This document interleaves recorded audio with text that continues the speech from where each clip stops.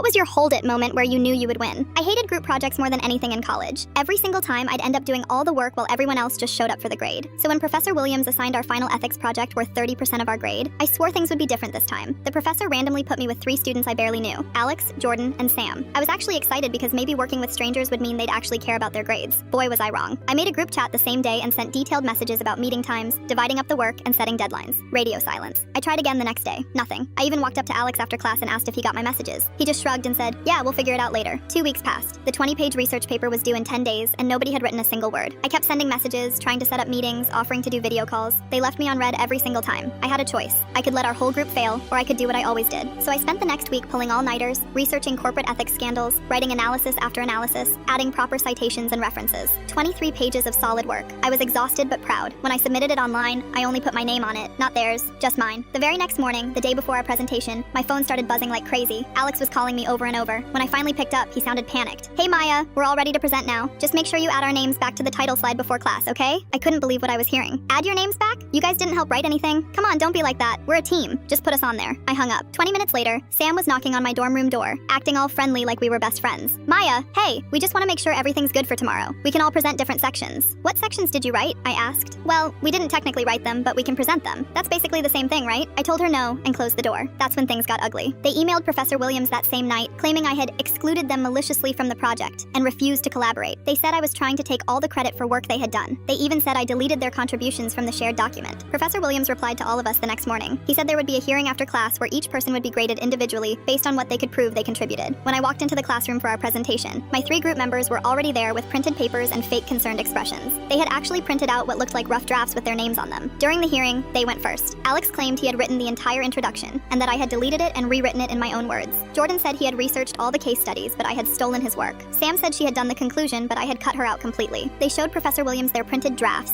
and acted like they were the victims of some terrible injustice. They even teared up a little bit, talking about how unfair it was that their hard work was being stolen. Professor Williams looked confused and a little upset. He turned to me and asked what I had to say for myself. That's when I said it. "Hold it." I reached into my backpack and pulled out a thick folder I had prepared. I handed it to Professor Williams and watched his eyebrows go up as he started reading. First, I showed him screenshots of every message I had sent to the group chat, dozens of them over 3 weeks, all unanswered. Timestamps showing I had messaged them at different times of day, even late at night, trying to coordinate. Then I showed him the edit history from Google Docs. Every single change was made by my account. Every paragraph, every citation, every edit, all me. The document showed that I was the only person who had ever opened the file. But that wasn't the best part. I pulled out my phone and showed Professor Williams a screen recording I had made the night before I submitted the paper. It showed me scrolling through the entire document with timestamps proving when it was created and by who. 2 days later, the grades were posted. I got a 98%, points only taken off for a minor formatting issue. The other 3 got zeros and academic misconduct notices that would stay on their permanent records.